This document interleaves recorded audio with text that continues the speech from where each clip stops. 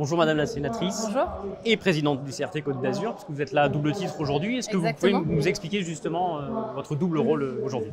Alors, je suis présidente du comité régional du tourisme Côte d'Azur France, qui est une agence publique chargée du rayonnement de la Côte d'Azur au sein même de notre territoire des Alpes-Maritimes, mais au-delà, c'est-à-dire en France et dans le monde. Donc, nous sommes les partenaires premiers des communes. On aide à la promotion justement de chaque commune de notre destination Côte d'Azur France. C'est la raison pour laquelle nous avons souhaité symboliquement être présents aujourd'hui, enfin plus que symboliquement, puisque nous avons un stand au Salon des maires justement pour se mettre à la disposition des élus locaux, des maires, pour aider leur territoire à faire de la promotion. Comment se passe justement ce travail-là? Est-ce que c'est vous qui allez voir les communes ou est-ce qu'elles vous sollicitent aussi quand elles ont besoin d'aide? Comment ça se passe? Alors on fait les deux bien entendu. Le comité régional du tourisme aujourd'hui existe depuis plus de 80 ans, donc on est assez bien identifié dans chaque commune. Cependant, nous organisons évidemment des déplacements avec nos équipes où nous pouvons mettre en valeur certains lieux d'une commune qui ont envie de mettre en avant chacun de leurs joyaux. Donc c'est ça le CRT, en fait c'est un partenaire à la promotion.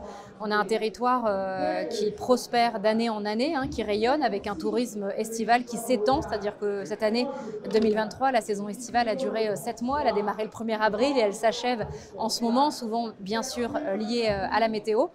Donc notre objectif bien sûr c'est d'être aux côtés des communes, aux côtés de chaque élu local pour aider à la promotion de ce territoire.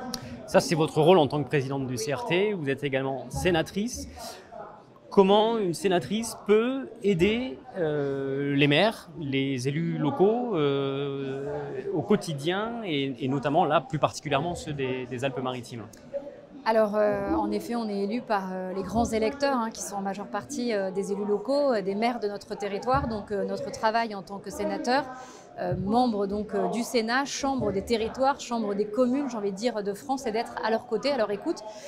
Donc, chaque parlementaire est libre évidemment d'exercer le mandat comme il le souhaite. Moi, pour ma part, c'est vrai que j'attache beaucoup d'importance à la rencontre humaine, physique, j'ai envie de dire, avec chaque élu. Donc, c'est la raison pour laquelle, depuis 3 ans maintenant que je suis élue, je prends du temps à aller me rendre dans chaque village de France, dans chaque commune, pour passer un moment privilégié avec le maire lors d'une réunion de travail avec son équipe municipale pour prendre connaissance des dossiers, des enjeux de sa commune et surtout pouvoir les faire remonter à Paris et les alerter. Et puis je m'y rends pour symboliquement montrer justement mon attachement et ma proximité. Mais après nous restons évidemment en contact tout au long de l'année. Donc de nombreux maires me sollicitent très régulièrement d'ailleurs sur des sujets divers et variés, mais qu'il est important pour nous, sénateurs des Alpes-Maritimes, de relayer dans la Chambre des territoires, parce que comme je dis souvent aux maires, le moindre petit problème, parfois ils n'osent pas nous démarcher et on se rend compte dans l'hémicycle, quand on soulève un problème d'une commune des Alpes-Maritimes, il y a toujours une autre commune de France qui vit la même chose. Donc il n'y a pas de petits problèmes et nous on est là justement pour porter leur voix. Est-ce qu'il y a un problème? Vous disiez qu'il y avait plein de problèmes, est-ce qu'il y en a un peu partagé? Alors les communes font face à de nombreuses problématiques. Il y a la loi SRU propre au logement, il y a la loi ZAN sur l'artificialisation des sols, énormément de sujets qui touchent leur commune avec une baisse des dotations globales de fonctionnement, des dotations de l'État pour chaque commune. Donc on a conscience aujourd'hui qu'être maire c'est une vraie volonté mais qu'il y a un mandat qui est de plus en plus difficile à exercer. Moi à titre personnel je pense qu'à un moment donné on aura une crise vraiment de certaines communes et de certains élus qui ne souhaiteront pas se représenter parce que finalement aujourd'hui on se rend compte qu'il faut être très courageux justement pour gérer une équipe municipale. Les maires ont besoin en tout cas de soutien, de présence et d'encouragement de la part notamment des autorités mais aussi des parlementaires. Donc voilà, c'est important en tout cas d'être à leur écoute.